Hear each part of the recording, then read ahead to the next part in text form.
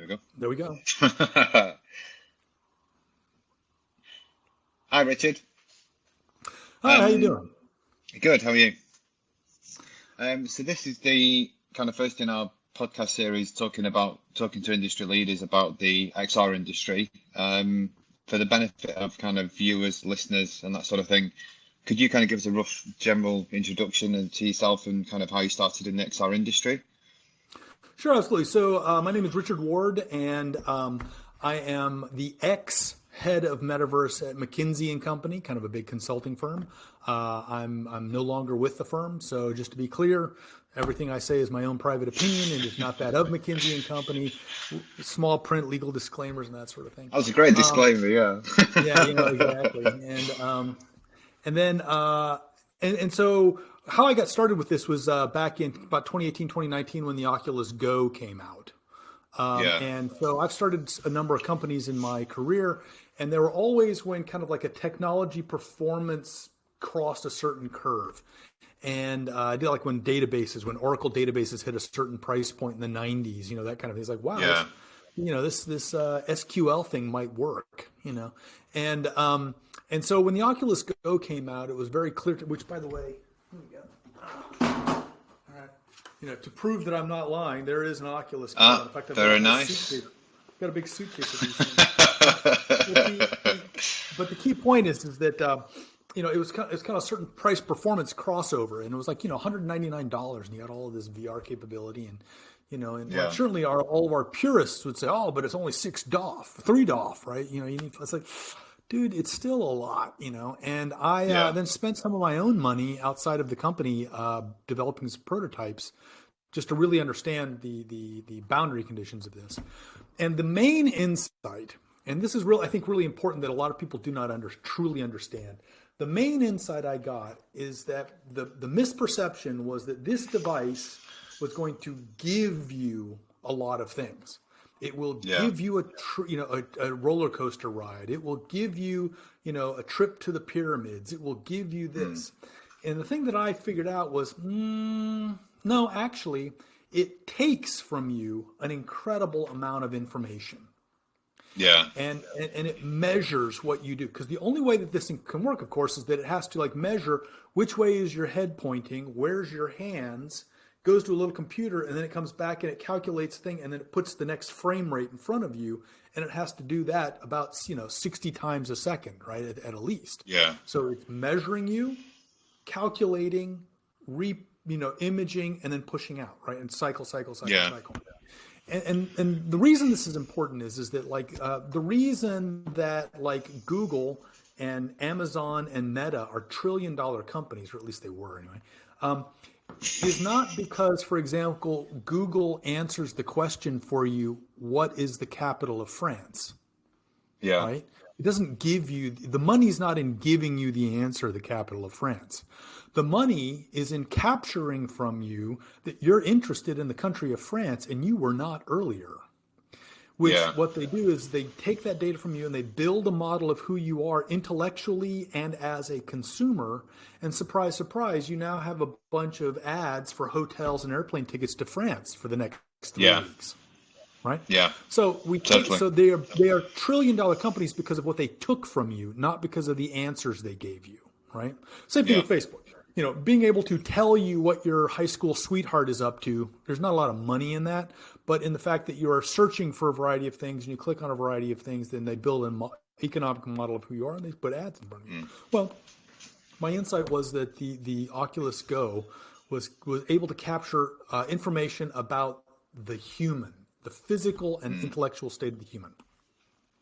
And based off of that, we built a system called Safety Observer, in which what we did was there's been a big problem in safety for 100 years, which basically is saying we don't know which one of our people is actually any good at identifying hazards and avoiding them. yeah, Right? So if you were to see an exposed electrical wire, number one, do you even see it? So are you scanning the ground looking for exposed electrical wires? And if you see one, do you know that might be dangerous and stay away from it? I don't know. yeah, You got 10,000 employees. Which ones are good at this and which ones are bad? So what we did with it is we built a system where actually people sat in put on Oculus Go, sat in spinny chairs, and were able to go through basically like a haunted house of an industrial warehouse, a chemical plant, these sorts of things. And and all they had to do with a 3DOF controller was identify hazards and put stickers on them that said dangerous. And what we did was we gathered data. We gathered 10 measurements per second, and we could measure whether over the course of the 11 minutes, whether people, like, for example, did they look behind them and see the hazard that was back there or not? You know, did they look up at all? Did they look down at all? Did they see the electrical wire? Did they put a sticker on it? You know, and so we'd be able to come back and we gathered this incredible amount of information and then ran it through a machine learning thing and give these incredible detailed reports. And one of the most interesting insights that we got out of it is that once people turn 40 years old, they stop looking up. I'm done for. and it's interesting, right? And now I'm not. So that's an outcome, right? And you'd say, well, you know, I'm not going to infer causality, but from a safety standpoint, that's a big problem, right? You got a lot of people over the age of 40 in your refineries and metal foundries and automotive plants and things like that, and a lot of things fall from above and bang you on the head, right? And so what we were able to do with that was, you know, by the way, through interviews, what we finally roughly thought we figured out was that once somebody's is 40 years old in an industrial plant, they've been working there about 15 years. They're pretty sure they know everything, and they're not going to, you know, they know what they're doing, right? So what we actually helped the client do was put together a safety master class. Right, to take all the people who are 40 and over and have like a refresher course and reinforce the importance of actually looking up and a variety of other things. But the whole thing is that this was a case where we were gathering data about people's physical performance, right? Not tapping on a little iPhone, not answering quizzes on a laptop, but data you could only gather by presenting them with a kind of a physical reality and building an incredibly powerful system off of that. And so that was the key thing that was a major breakthrough for us. We were doing great work, especially in the Middle East with all the refineries there. But then COVID shut the whole thing down because we couldn't put 50 people into a conference room at a time to gather the data, you know, and that sort of thing. So that's a very long answer. As you'll see, I'm like a gas that expands to fit the time. That's a very long answer for how did I get involved in this? It's an interesting one though, isn't it? Like you say, because I guess, you know, before VR, I guess companies must have had to have done it, or companies did it, I guess, the kind of traditional way of having everyone, you know, like physically in the environment and kind of doing hazard perceptions and things like that in a real world setting. And I think that's what I really love about VR. I think it's really kind of, I guess, made it more accessible to everybody. The problem with that was twofold, right? So we had experts. The reason we came on this was experts would tell us the problem. When you did those sorts of things, what you would find is you'd have to, for economics, you'd put a group of about 20 to 30 people with the expert, and they'd do a walkthrough, a safety walkthrough, right? Yeah. Now the expert saw all the hazards, and what you had is just like taking a bunch of students through a museum. You'd have these like 4 or 5 keeners right around the professor, them pointing out everything. And everybody else at the back is just checking out TikToks at the back of the group, right? Yeah. And they didn't care. Or the other problem you had was that some companies would do a Disney World type thing where they would take a warehouse, or if they're doing maintenance, they would set up some hazards, run people through it with a clipboard, and they had to like identify all the things and they would gather the data on them. But the problem, of course, is that, you know, you couldn't run everybody through there. So mysteriously, you would start the course at 9 o'clock in the morning, and by the time you hit the after lunch crowd, they were all safety geniuses. I was comparing notes at the lunch table. Well, you know, it's the old help a brother out, right? Maybe this time I'm in the 9 o'clock crew and you're in the 1 o'clock. Maybe next time you're in the 9 o'clock and I'm in the 1 o'clock, help a brother out. Because we all know that the man upstairs wants to fire somebody, you know. Yeah, totally. So I guess, you know, over the last kind of 3 or 4 years, you know, since you've kind of been working with the technology then, what have you really kind of most liked about it? Well, the thing that I like of it, and I characterize this truly as we are in the process, the early days of a computing revolution, like a complete platform change. And it's not, and if you think about it, we went from mainframes to midframes, which most people were not involved in the mainframe and the midframe piece, to Yeah. PCs, right? To then network PCs. So that's when you could share a printer in the same floor Yeah. or send email across the company, to then personal computers at home, to then mobile computers, to now where we are is what I call is full body computing. So not head mounted computing, full body computing. Because it's not about the Yeah. mounting on the head.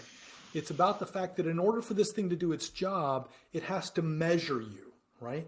If I turn my head like this on my smartphone or this laptop, it doesn't do anything, right? It's not like, I turn my head and that's what happens to the compute environment. It's just, I'm on Yeah. my own in the meeting. But with these things, if I turn my head, move my arms, right? Shift my body, those things, they change the compute environment. And so you find Yeah. that we're in the early days of a new, what I call FBC, full body computing.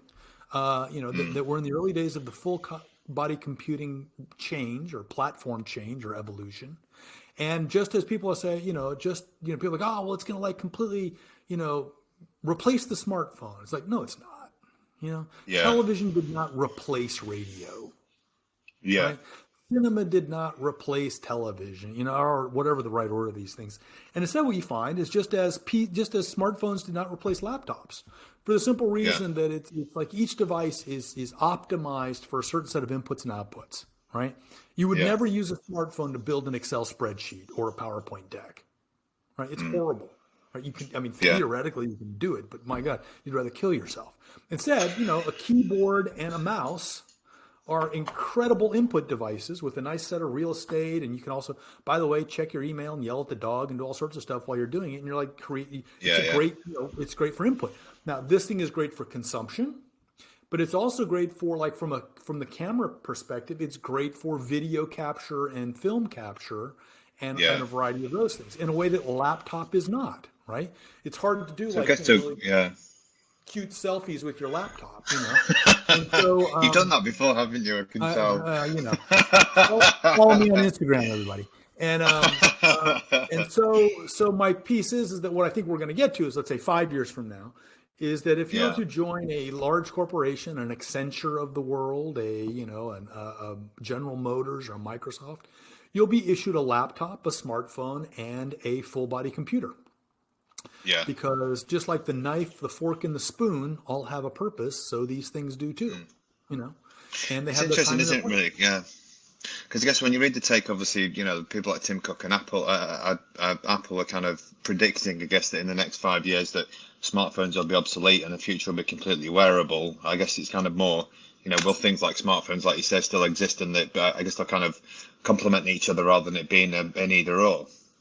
But the same thing was said about smartphones and laptops. Yeah. Right. Everyone's going to have a personal, a portable computer that they take with them everywhere. Why are you ever going to need a desktop? Right. Well, okay. Now, did the desktop market decline somewhat? When the other devices came in? Yep. You found some market share compression, right? But it didn't disappear. Yeah. It's like, No. I know lots of people that have super powered desktops because the amount of compute that they need to do their jobs, no way you're doing it on a phone, And so, even a cloud connected phone, blah, blah, blah. And so I think it's, it's going to be a case of you just add this thing on there and horses for courses. Yeah, definitely. So what would you say then, I guess, over the last kind of few years of working with the technology is the kind of biggest thing you've learned from it?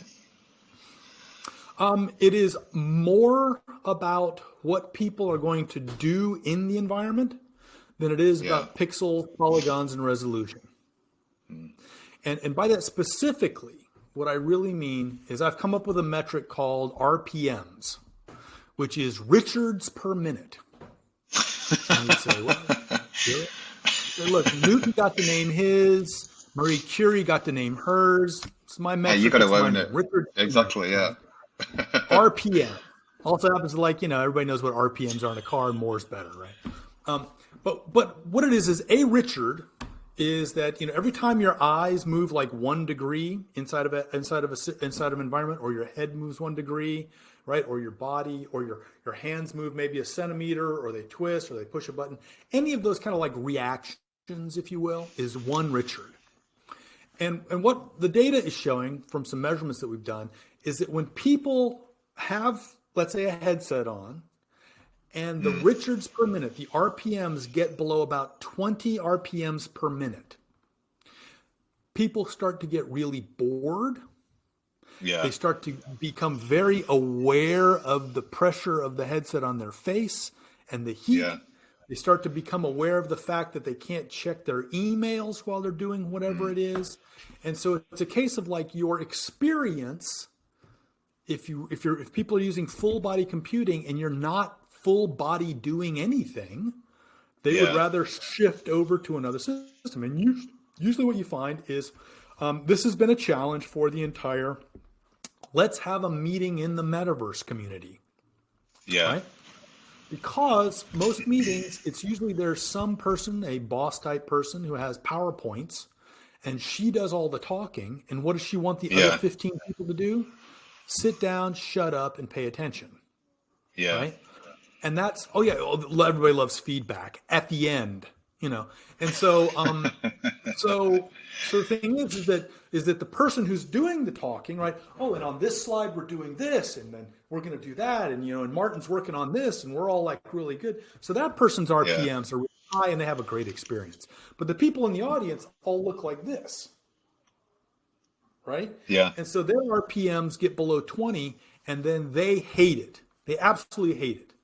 And thus it's really tough to convince them to come back and do it again. Right? Now, contrast that with some of the biggest hits in the VR world, right? So, Beat Saber.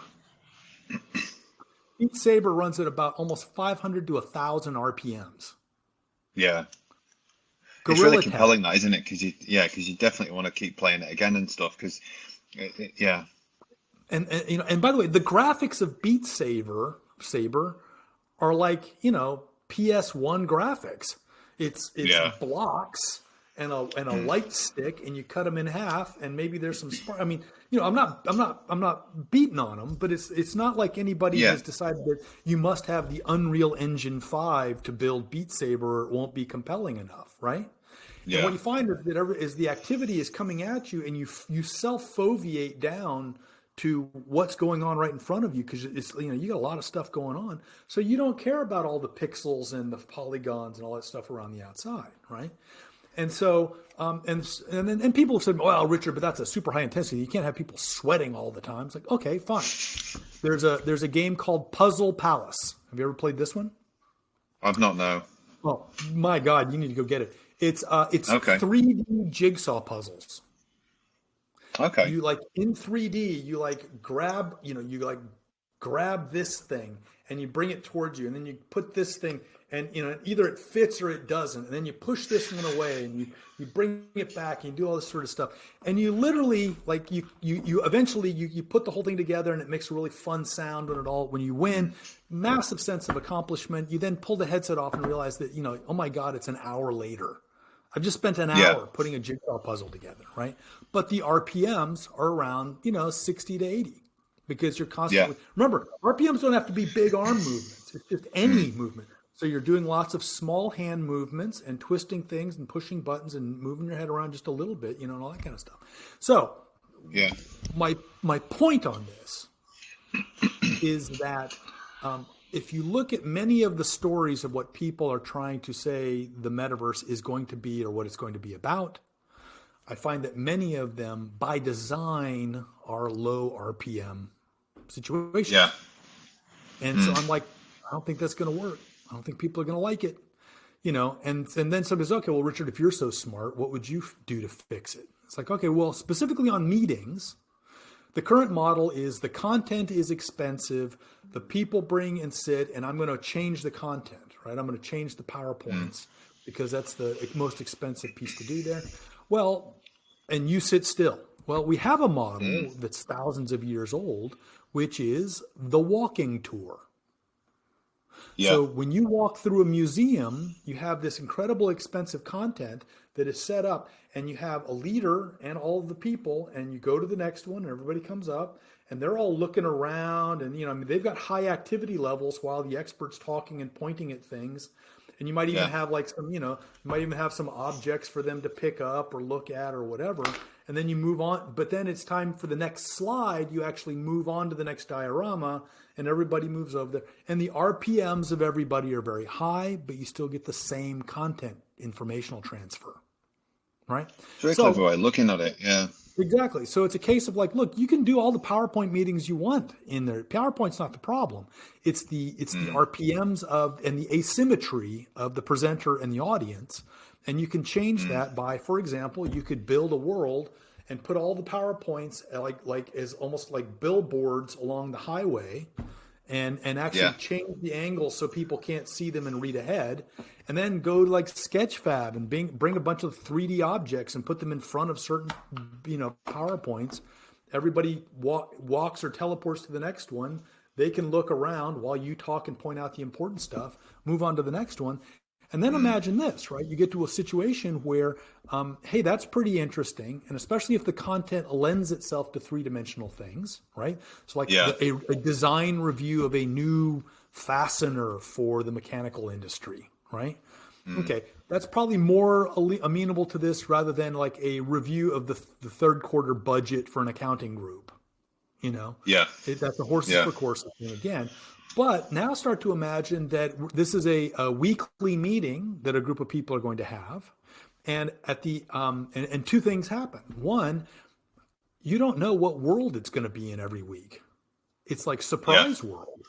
So whoever's putting the meeting together actually picks the world. It could be like, hey, for Christmas, for the holidays, we're actually going to go to Santa's workshop.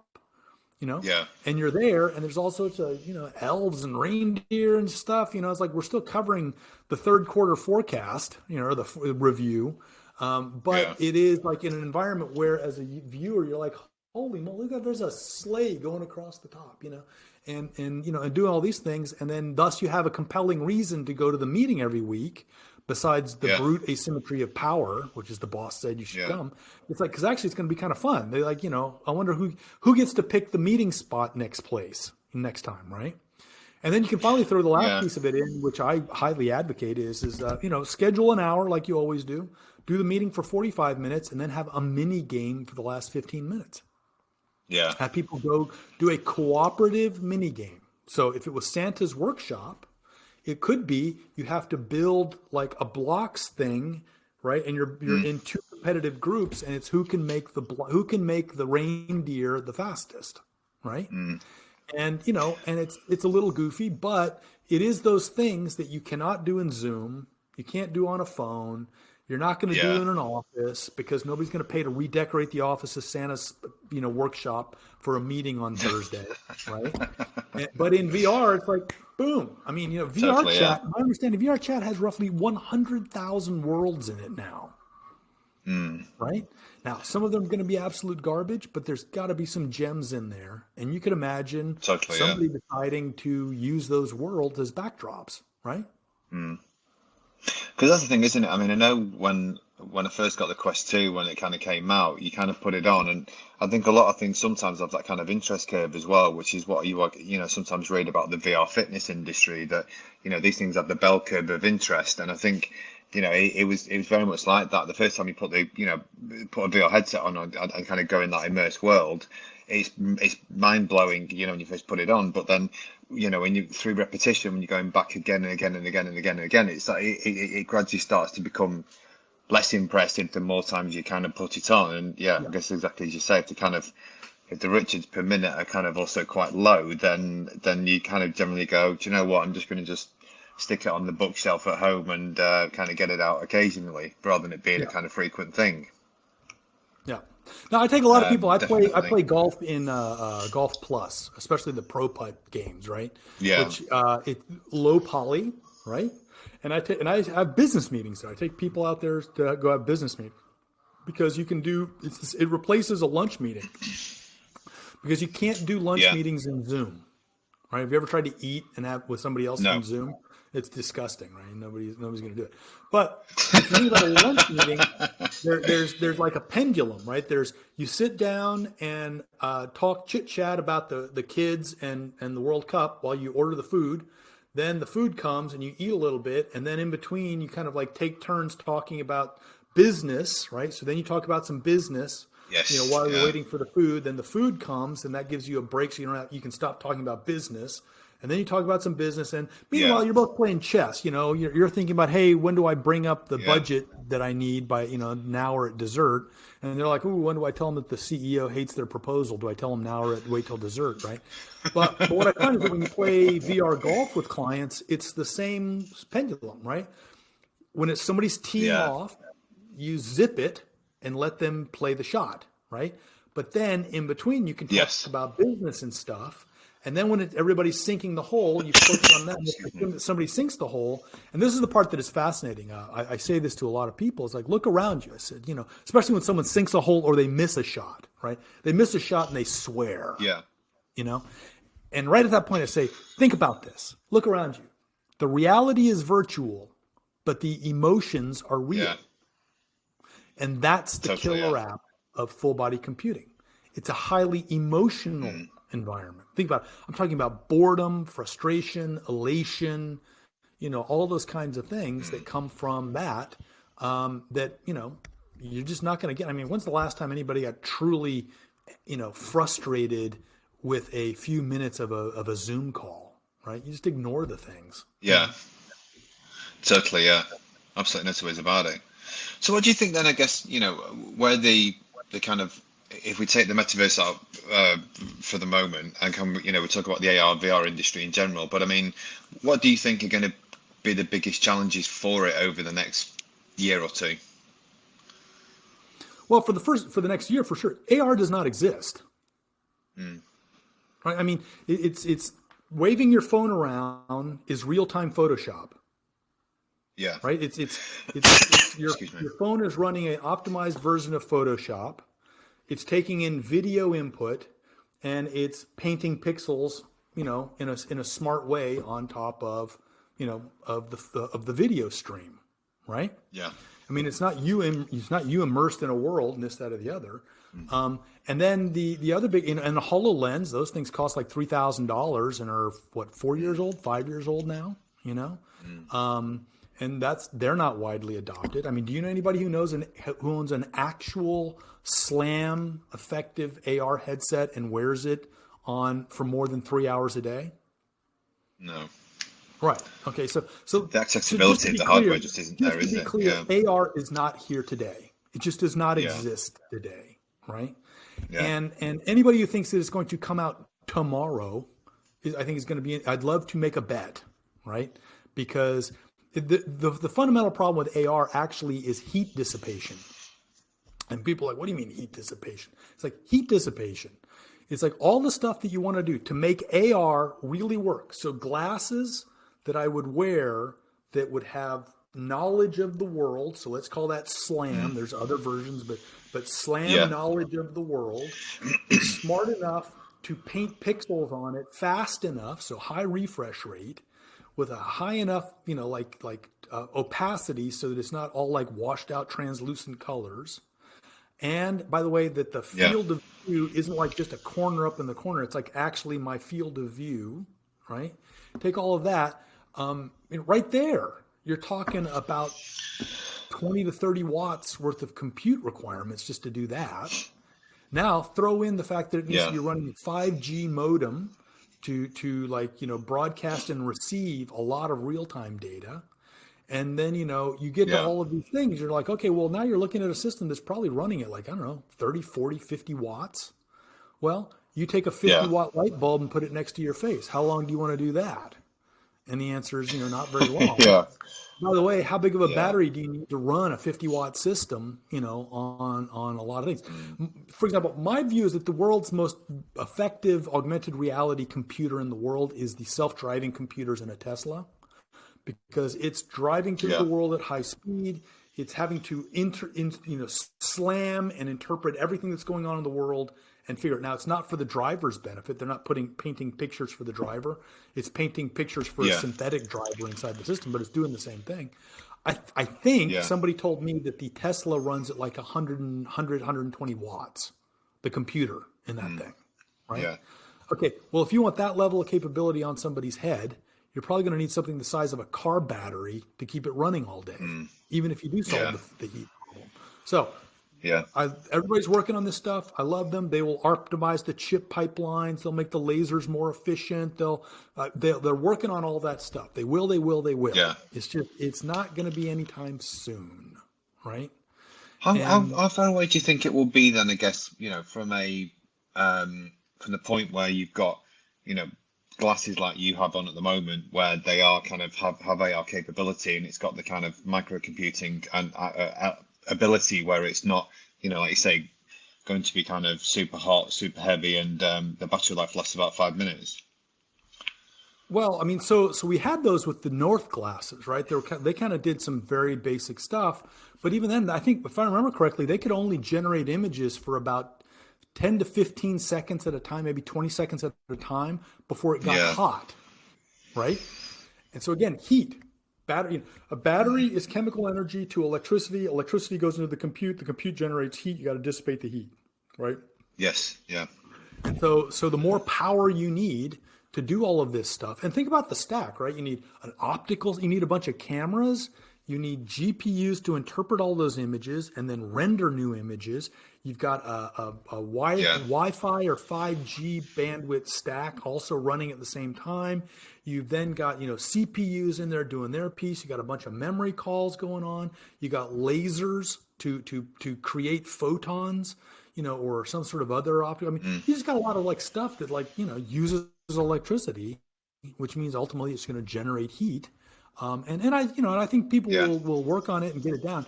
I think where society will get to is that the first acceptable all day AR glasses will have maybe a 2 hour photon length. That it can generate 2 hours worth of photons a day, right? And that they will be cut up into 15 and 30-second slices, and that kind of stuff, and that'll be how it works. But I think we also nobody knows if humans really want this. Yeah. Right? Nobody knows. Yeah. It's you look at even the people that wear the industrial versions with all those kinds of things, they're not always in love with this thing, Yeah. So I guess, if you could, based on obviously the last kind of, 3-4 years of working with the technology, if you could change one thing about the kind of industry, what would it be? I think the worst and best thing that ever happened was Mark Zuckerberg saying the word metaverse. Yes. Right. On the one hand, it certainly brought a lot of attention to some of these concepts.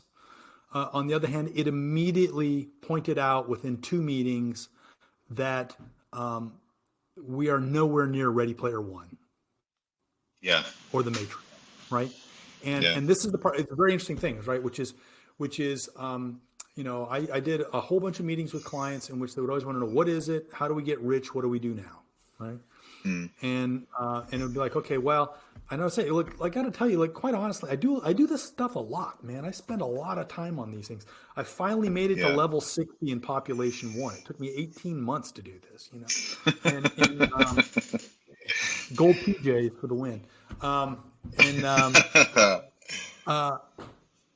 the thing that I say to people is that look, we all know there's only 10 to 15 million headsets out there. Yeah. And the truth of the matter is that about 30 to 50% of them are probably sitting in a drawer doing nothing at all. Right? Yeah. So that means there's conservatively 7 to 10 million people, that are using the equipment on a fairly regular basis. Okay? Yeah. And the problem with that is that market is tiny for any of these big corporations, right? It's the old Linda Evangelista joke. She didn't get out of bed for less than $10,000. Well, if you're a big corporation, you'd be like, look, we don't get out of bed for a market of less than 100 million people. Yeah. And so it's okay, it's $10 million. And so then people get very frustrated. They're like, what do you mean? Zuckerberg did that video where he's on a space station with a bunch of people. right? It's like, that's vaporware, man. And Yeah. what about Roblox? What about Minecraft? What about Fortnite? They've got markets the size that we want, right? Yeah. And I'm like, okay, but three things really. Number one, they're really not metaverse, right? Yeah. If you imagine what we were promised, the Matrix, Ready Player One, all of the fantasies. And I always tell everybody, like, here's my litmus test for something is or is not the Matrix. Okay, it's 5 years in the future. It's 2027. You and 4 of your friends around the world have decided to set a date for Friday night, and you're going to go hang out together in the metaverse. Yeah. What are you going to do? You tell me what it is that you and your mates are going to do. Yeah. Most of the answers sound something like, oh, well, me and my friends, okay, so it's multiplayer, right? So it's network multiplayer, are going to go to a discotheque on the rings of Saturn. Okay, so an exotic location where it's worth, looking around and doing stuff. And there's going to be like a space dolphin as a DJ. It's like, all right, crazy stuff. And I say, okay, so let me ask you this. So you and your mates, right? I assume everybody's drinking at home, is, at the discotheque in Saturn with the space dolphin. And let me ask you, physically, what are you doing on this Friday night? And they're like, what do you mean? I'm like, well, are you like doing this? Space dolphin, or are you doing this? Yeah. Right? 99% of the people say, no, it's like the dancing thing. It's like, okay, that is not Roblox, that's not Fortnite, and that's not Minecraft. And it never will be. Yeah. That is VR. And that's why I'm a fundamentalist in that I say you cannot spell metaverse without VR. I apologize that Zuckerberg said it too early. I didn't do it. I'm sorry. There's only 10 million people addressable market for this stuff right now. I didn't say that either, right? But do you think that, I guess, is full body computing, alternate areas, reality spaces, interactions with other people in a realistic manner, and that is still early days. Do you think had kind of Mark Zuckerberg not mentioned it, that it would have happened anyway, through kind of natural evolution of kind of, AR, VR and MR, or was it just, do you think I know, like you say, he probably jumped the gun just to kind of get ahead of everybody else in the marketplace, and probably started a gold rush that wasn't there. But do you think it would have happened, or how long do you think it would have taken, I guess, for it to kind of get to that point where clients wanted to be now? I don't think that the end point, the ability for you and your mates to hang out on the space disco in Saturn with the DJ Dolphin, I don't think that's been. I think that's maybe been accelerated a year or so by all of this. Right. Interesting. Yeah. Because we need to get to. So, for example, the Quest Pro is I consider that to be the first technology complete headset. Right. Yeah. So it's wireless, so no tethering, right? It has very good optics. It's got the pancake lenses, so it's lighter and less boxy, right? It has self-adjusting, I think IPVs, maybe I'm wrong, but it's got that. But the other key thing that it's got is that it has hand tracking. So the Quest had hand tracking, but it has face and eye tracking. And this is important. Yes. Because what it allows you to do now is that with the Quest 2, we could do motion at a distance. So you and I could go do the discotheque right now, right? Get our Quest 2s out, we'd do it, and we'd see each other dancing around. It would be pretty good. But you couldn't tell if I'm laughing or frowning or whatever, right? Yeah. So we had motion at a distance with the Quest 2. With the Quest Pro, we now have emotion at a distance. And so this is the killer app that's going to unlock, I think, what's going to happen with these things is that, especially for people like decision making, right? So let's say you are looking at buying an apartment in Mallorca. This metaverse thing works out and you get rich, right? So you're going to go buy an apartment in Mallorca. You certainly could look at it like on a Matterport scan, or you could pop on a headset and have a one-to-one representation of it. But the sales agent could be there with you, right? And the sales agent can be pointing out things, and the sales agent can see that, you know what, Senor Martyn isn't really loving this one, right? Which right now you don't get that information, which from a sales perspective is invaluable, right? Yeah. But the problem with the Quest Pro, of course, is that it's, $1,500 to $1,800 or whatever it is. And so we need to get probably 1 to 2 generations down the cost curve. But my prediction is that the feature functions in the Quest Pro is the end state.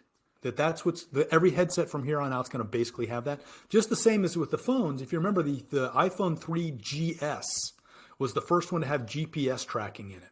But it was a big old fat beluga whale of a thing, right? But then the iPhone 4 came out, right? And every iPhone since the iPhone 4 is an iPhone 4. Yeah. This is the form factor. It's a little bit bigger. It's a little bit taller. But if I was to hold this back there and tell you it was an iPhone 4 I found in my drawer, could you tell me I was wrong? No. Right? No. So I think the Quest Pro is either this one or the one after it is the final form factor for that capability. And it's stack complete, so it's got everything it needs to be. And so now we just need to roll out the software and the user experiences.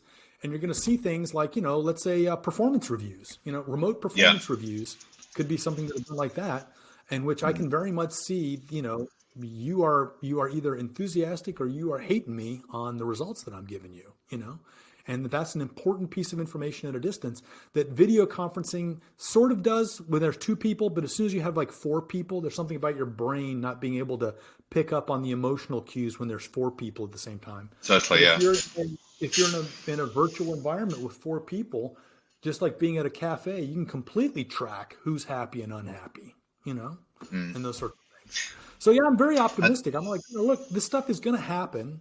It is happening. It's just, it's happening on the usual technology development speed curve. Yeah.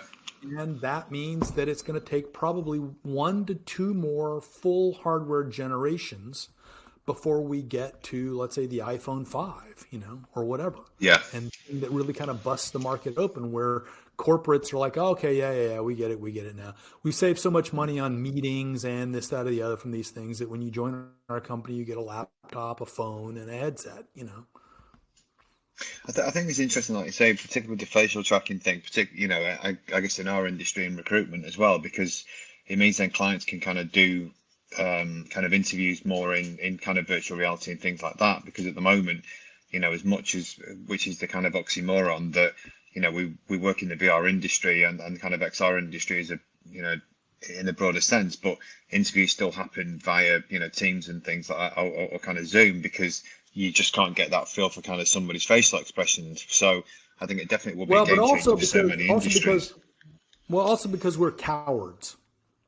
Yeah. Right? You want as broad an available market as possible for this broadcast content, right? Yeah.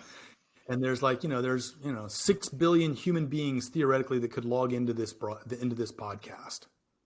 Versus we said there's really only about 10 million that might watch it if you and I had this interview in the Metaverse, right? Yeah. And you're like, well, quite honestly, if we did this whole thing in, let's say, VR chat or Engage or Spatial or Remio or any of those things, right? Yeah. We might get 2 people show up. If you and I personally arm twisted some people, we might get 20 people to show up, Yeah. And so the risk associated with the market size is the problem there, right? And now I can guarantee you that here is one of the things I think that will happen is that this conversation will end up being in the Metaverse and having a large audience when it is full emotion and motion broadcast. Yeah. And when it is set up in such a way that you and I are actually doing something. So let's say you and I are actually playing a game of golf while having this interview, and other people can shard in and watch us or ghost play a game while we're doing it, and they get the full value out of the whole conversation and feel like they are there as maybe a quiet third partner or something like that. That's the kind of thing that we can do with this technology. You cannot do with Zoom and various other things. And we're just not there yet, but it's coming. Something just sprung to mind then, I guess, do you feel that, because they've already said, I guess, that, with the kind of advent of technology, that people's attention spans are getting shorter and shorter. I mean, do you think that kind of as the VR, as we become more and more immersed, as the technology advances and more, the hardware becomes more readily available, that, that we're going to become almost kind of have fly-like kind of attention spans where we're just going to be dipping in and out of everything, and I guess our concentration will completely go? Maybe. I mean, I'm as guilty of losing my mind to an hour of TikTok as the next person. Yeah. But, because I guess that's going to be the difficult thing, isn't it, really? No, I mean, we could end up the VR version of TikTok, right? It's just like, you could be like having all these, for example, you could have, like these TikTok challenges where people like hop up and do like these dances for 30 seconds and then hop off. You could imagine a thing where people are there and then they have all these incredible special effects with it and the whole bit. And like, and you're like, and they're flipping through every 30 seconds, they're loading another incredible thing. And it's, and it's maybe the way that it's set up is that you're like, on some cart that's moving through them, like almost like a Disney ride or something. I have no idea. Yeah. Somebody else will figure this out, but it will be fascinating. Do you think that from I guess that's more so from a kind of what you do outside of work and things, but do you guess from a business point of view that there is the risk that attention spans will kind of become worse if that is that, I guess if there's a lot of kind of external stimulus, so if you're kind of but it depends on who you are, right? For example, you could say that attention spans are getting worse. However, you just spent an entire hour looking at TikTok. So as far as TikTok's concerned, your attention span didn't get worse. They just they just stole an hour from television, reading, your children, email, and everything else. They've done a wonderful job, right? And they've concentrated an hour of your time, and then they've shoved advertisements at you at roughly the same ratio as network television, right? Yeah. 20 minutes per hour, I think is like what network television is running at, or 15 minutes per hour. And so they're doing the same thing. So they're just kind of like replacing television from an attention span perspective. It's just the individual programs are not 30 minutes long or 20 minutes long minus plus 10 minutes of ads. It's like each one is 30 seconds long plus 10 seconds of ads gets you to 40 seconds, or whatever, and blah, blah, blah, blah, blah. Right. Yeah. So do you think it'll be, I guess, once the more more people start adopting the kind of headsets, that industry and businesses will become more interested in the kind of whole metaverse thing? Is it largely because of the market cap, like you mentioned before, I guess, where, the number of headsets? As the market expands, the advertisers and the content producers. I mean, this is why Meta, every time Meta does one of their conferences, what's one of the very first things they tell you? The number of software developers that have earned more than $1 million. Yeah. Right. And then the number that have earned more than 5 million, and the number that earned more than 10 million. And I think we're getting close to, I think Beat Saber may have earned over $100 million in license sales. Yeah. Right. Yeah. Okay. So the reason they're telling that to the developer community so that they'll get into it and start making content, because then that gives you, more reasons. All they need is one reason to get you to buy this thing. And then they'll TikTok you and they'll keep shoving content at you to try and get you stay in as long as possible. Right. Yeah. And so, then the advertisers will say, holy moly, we have lost. I mean, we used to put all of our money into TikTok because people were spending 3 hours a day on TikTok. Well, they're down to 2 hours a day on TikTok. Where did they go? It's like, oh, they went into the headsets, right? You got to go to the metaverse. People are spending an hour a day in the metaverse. Well, we need to advertise there, Yeah, totally. So I guess we only have about 3 minutes left. I got to hustle off. So what's your $100,000 question? What advice would you give to any companies that are kind of looking to that you start working with XR or kind of metaverse technologies? If let's say they are an enterprise company, there's three things that you should do right now that you will be no regrets moves. Number one, if you have anything in your company that is vocational training, blue collar, hands-on, how do you change the oil on something? How do you put these two wires together? How do you change the paper in the photocopier? By God, VR is the world's most effective way to teach people the basics, procedures, and variations in a safe, effective way for vocational training. You can train somebody up on how to do something and pop quiz them like 20 different ways before you allow them to actually go touch the machine. Cost effectively, great thing. So if you got any of that, no regrets, go do that. Number two, if you do anything having to do with people having to make decisions about spatial three-dimensional stuff, right? If a client needs to make a decision on approving a product, if a person needs to make a decision on buying an apartment or approving a renovation or a construction site or whatever, human beings are horrible at looking at stuff on 2D or 2.5D and making a proper decision. Ask anybody that has ever built their own house. They regret so many horrible decisions they made that looked good on paper, right? So if you are in any of those businesses, get into the VR 3D world, start putting headsets on your clients and make them look at it in full 3D first before they're allowed to sign off on it, right? I know one company that does restaurant renovations. They now make their clients put on a headset, walk through the renovation one-to-one scale like in a basketball court, and before they allow the client to do sign-offs, because the clients always say things like, "Oh, I didn't realize the chandeliers were going to be that low." It's like, well, it was in all the renderings. It's like, well, I can see it now, And so anyway, and then finally, the third one is that if you have a remote agile development team, so you got people all over the world, they're doing agile software development or some other agile process, buy them all a headset, get them to do the daily stand-up meeting in the metaverse. Because you get two things. Remember, motion and emotion. Motion is moving the sticky notes, right, on the backlog board. And emotion is that if I move something over into saying it's going to be done, and I look over and I see you cross your arms, and it's very obvious that you do not agree, that's incredibly valuable information that you will never get from a Zoom meeting. And so you will avoid problems from doing that. So those three things: vocational training, anything that's three-dimensional decision-making, and any agile stand-up meetings. Because the other benefit is people do them 5 days a week. So it's every single day. So people get familiar with it and comfortable with it. And they also don't have to wear the headset for like 4 hours to do it. Pop it on, do it, get the benefit, pop it out. It's good use of time, XYZ. Yeah. Richard, some absolutely amazing insights. Hopefully the question was worth $100,000. And thanks very much for your time. No problem. And just as a final thing, people ask me, what am I going to do next? I'm going to become the venture altruist. Basically speaking, is I'm going to help startup founders, so pre-seed through B round, for free. So McKinsey quality help, support, and advice for free. You can find me on LinkedIn. I'll actually have a website, The Venture Altruist, coming up soon. And it's my way of giving back to everybody. And if I can help, I'll help. Happy to hear about your pitch. And if I can, I'll help you out. So The Venture Altruist. Thank you very much. Thank you.